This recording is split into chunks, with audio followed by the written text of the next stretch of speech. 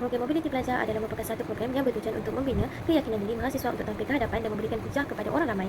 Pertama adalah latihan pemikiran kritikal dan kreatif, iaitu menggalakkan pelajar untuk terlibat sama dalam aktiviti yang merangsang pemikiran dengan berdebat secara positif seperti yang dilaksanakan di Indonesia. Kami diberi peluang untuk menyuarakan pendapat dalam sebuah pertanyaan dan perbincangan. Yang kedua adalah perjalanan dan penjelajahan, iaitu mengunjungi tempat-tempat yang bersejarah seperti Gedung Sate atau Gedung Merdeka, tidak hanya menambah pengetahuan sejarah tetapi juga memberi perspektif tentang budaya di Indonesia. Selain itu, kami juga berpeluang menyeruak ke daerah lain seperti Garut untuk melihat proses pembuatan dodo dilaksanakan. Yang ketiga adalah pendidikan antarabangsa. Dengan menyertai program, pelajar akan mengalami pelbagai pengalaman seperti perbezaan sistem pendidikan dan budaya serta memberi peluang mereka untuk meluaskan jaringan. Dan di UMT juga terdapat kursus yang merangkumi topik seperti hubungan antarabangsa. Kursus ini membantu pelajar untuk memahami konsep pandemik yang mempengaruhi negara-negara di seluruh dunia dan bagaimana mereka saling berinteraksi.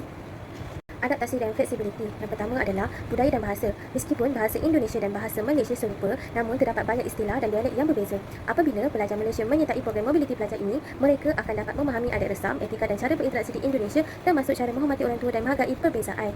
Yang kedua adalah kehidupan seharian. Misalnya, perbezaan dari segi makanan, pelajar Malaysia berpeluang mencuba pelbagai makanan tempatan yang membolehkan mereka merasai pengalaman yang menarik seperti nasi kotak, sate dan soto.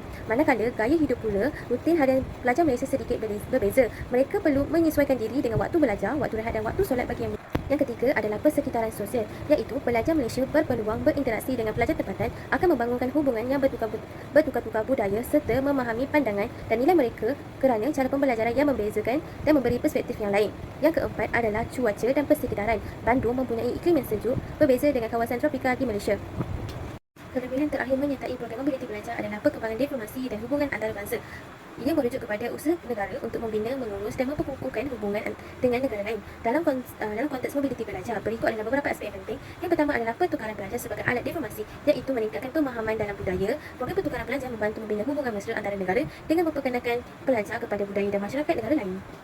Yang kedua adalah mempromosikan keamanan dan stabiliti. Diplomasi pendidikan yang baik dapat mengurangkan ketegangan antara negara dan mempromosikan keamanan dan kestabilan melalui pemahaman yang lebih baik. Yang ketiga adalah pertukaran pengetahuan dan teknologi, iaitu melakukan kolaborasi penyelidikan. Mobiliti pelajar membuka peluang untuk kerjasama dalam penyelidikan dan inovasi yang dapat memberi manfaat kepada kedua-dua pihak. Pertukaran idea dan inovasi akan mempromosikan idea dan penyelesaian baru melalui kerjasama antarabangsa. Apa yang dapat disimpulkan dari pembentangan hari ini, terdapat pelbagai ruang dan peluang yang dapat diambil oleh pelajar apabila mereka menyertai program mobiliti pelajar seperti yang dibentangkan sebentar tadi. Oleh itu, berakhirlah pembentangan saya hari ini dengan sambung oleh